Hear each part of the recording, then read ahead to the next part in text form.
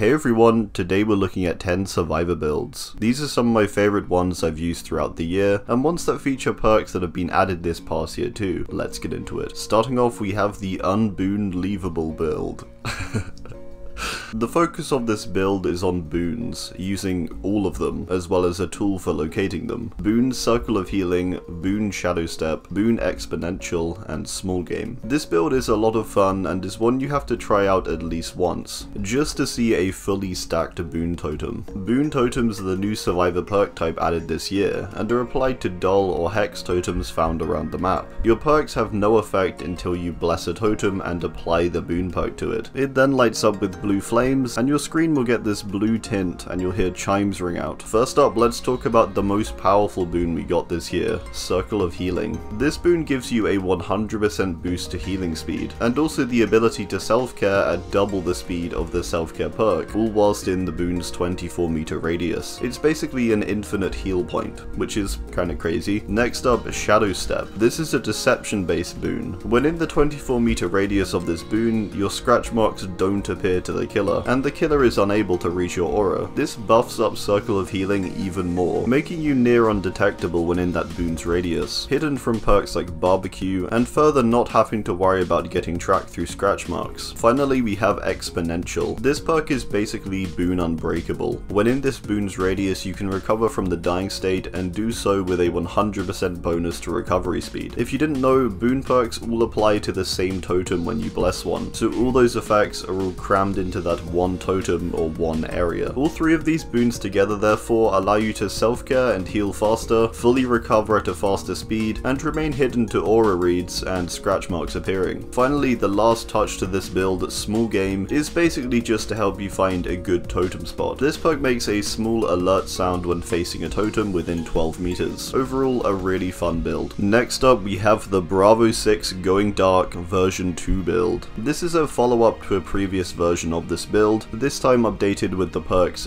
Boon Shadow Step, Iron Will, Quick and Quiet, and Calm Spirit. This build aims to make you incredibly sneaky and able to simply disappear from the killer. Shadow Step, of course, you bless a totem, then when in its radius you get no scratch marks and aura reads. Then Iron Will suppresses your grunts of pain completely, making you near silent aside your breathing. Quick and Quiet makes any fast actions you do silent. This means you can vault quickly without having to worry about a noise notification, or another good one is jumping into lockers silently. Finally, Calm Spirit is to just really play into this idea of being undetectable. This perk makes it so you don't disturb crows, and you no longer scream. The only thing you really leave behind in this build is blood, but even then you could substitute in Lucky Break if you preferred. This build is really fun, and the new addition of Shadow Step means the killer somewhat loses audible information too, as the boon's chimes help to cover up the sound of your footsteps, making you a little sneakier. The one-man army build, including Flashbang, Decisive Strike, Blast Mine, and Head On. The idea of this build is that you're using everything in your arsenal to take down the killer or fight back. We have all of the more aggressive defensive perks in this build. Together they all actually work pretty well. First up, Flashbang. This perk activates after working on a generator for 50% of its progress, which is about 40 seconds on average. After this, you can hop in a locker and craft the Flashbang. This works just like firecrackers and is essentially a droppable flashlight blind. It's got tricky timing, but dropping it at the right moment can blind the killer, and also make them drop a survivor if they're carrying one. It's one of those things that you've got to play around with a bit to get the hang of. Next up, we have Decisive Strike. This perk is more so just for the possibility that you get tunneled from all your stunning and such. This perk activates after being unhooked, and for a 60-second window, if you're picked up by the killer, you stab them and get free from their grasp. In this window of time, you can't work on gens or totems or anything like that, so yeah, this is more of a security measure. Then we have Blast Mine, which is going to also charge up by working on a gen. After 66% progress, or about 50 or so seconds is completed, you can place a Blast Mine on the gen. When it's kicked, the killer gets stunned and also blinded. It's a fun way to slow down the killer, and also fight back a little. Finally, Head On is an exhaustion perk. When in a locker, you can burst out and stun the killer for 3 seconds, once you've been in it for 4 seconds. These perks all pair well, and focus mainly on play around generators and lockers, allowing you to fight back in a variety of ways. The Hit and Run build is next up.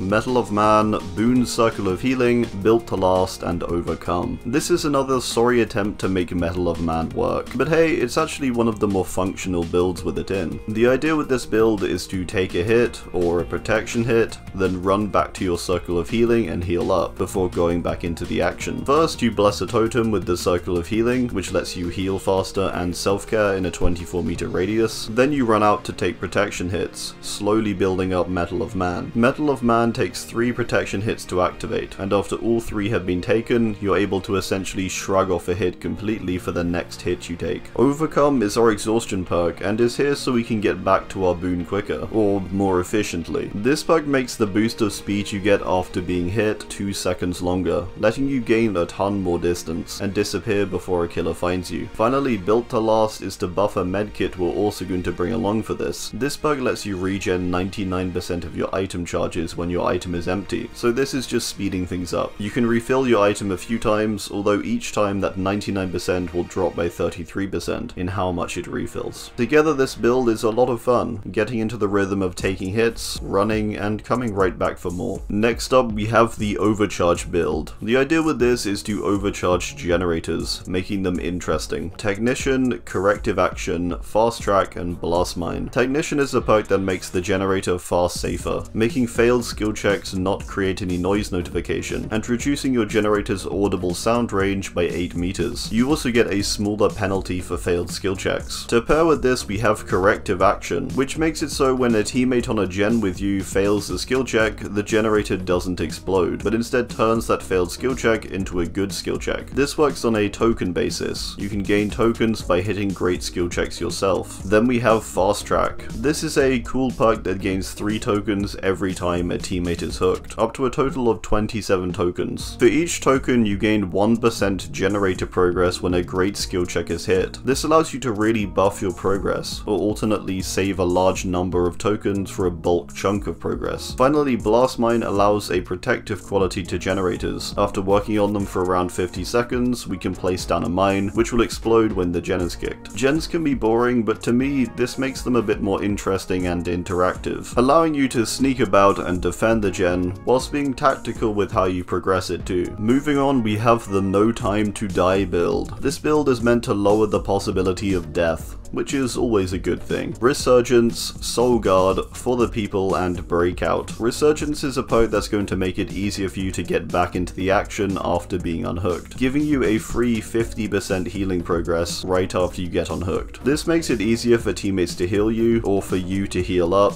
before the killer returns to the hook. Overall, a great time saver. Then we have Soul Guard. This perk is pretty interesting, allowing you to fully recover from the dying state as many times as you like, as long as the hex is active. This is a great counter to endgame disasters like NOED and slugging. Further, when you recover with this perk, you gain a small duration of endurance, letting your next hit put you into deep wound instead of downing you, which also protects from stuff like NOED. To help others out, we then have our 2 other perks. For the People is a perk that lets you transfer a health state from yourself to a teammate, making you become broken in the process. This is great for quick and unexpected saves. Finally, Breakout is here to help your teammates being carried by the killer. When near a teammate being carried by the killer, gain a 7% boost to movement speed, and boost their wiggle speed by 20%. This perk is going to possibly be that edge needed to help a teammate wiggle out. This is a risky, fun, altruistic, yet speedy build. Alright, onto the true mystic build. Counterforce, Visionary, Open-Handed, and Clairvoyance. This is a very aura-based build, which aims to get you a ton of information, whilst also removing totems that may help the killer. First up we have Counterforce.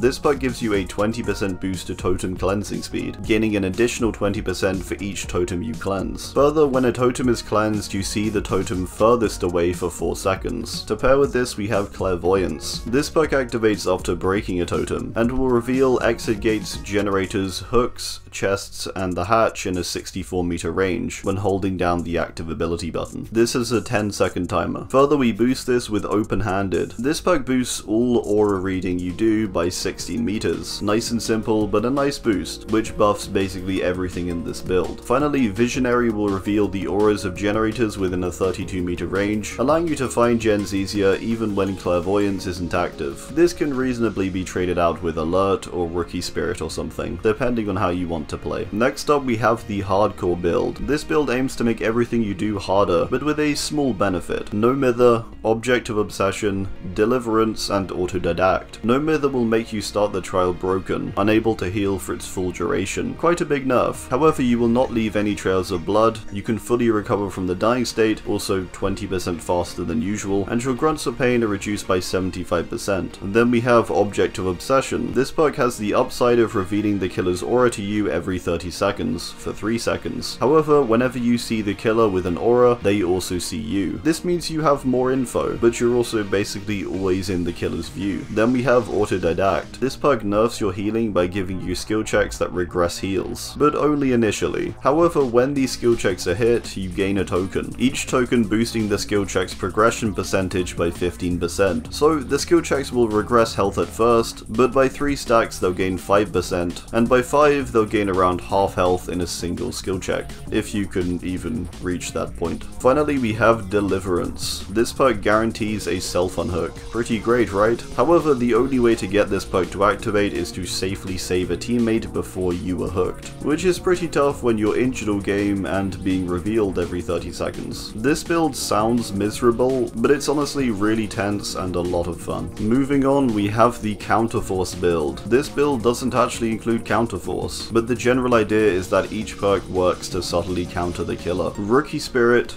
Distortion, Vigil, or Desperate Measures, and Alert. Rookie Spirit requires you to hit 3 skill checks on a gen to activate. Once active, you see the auras of all regressing gens in white, allowing you to go to them and pause that regression. Distortion blocks any aura reads that the killer does up to 3 times, for its 3 tokens, also briefly hiding your scratch marks. Vigil will reduce the duration of all negative status effects affecting you or a teammate in an 8 meter range by 30%. Alternately, Desperate Measures gives you a stackable 14% boost to healing speed for each survivor injured, up to a maximum of 56%. It depends whether you want to help your team more passively or have a direct bump to your healing. Both work quite well, I feel. Finally, Alert. This is one of the most underrated aura perks in the game. Every time the killer breaks something, like a pallet or a generator, you see their aura for 5 seconds. This paired with Rookie Spirit gives you a kind of crazy amount of information. This build as a whole lets you counter generator regression, aura reading, negative statuses, or healing slowdowns, and gives you information on where the killer is. All of these slightly weakening the killer. The final build we have is the Resourceful Build. This build has you gain bonuses and benefits from your environment and surroundings, as well as through interaction with objectives. Any means necessary,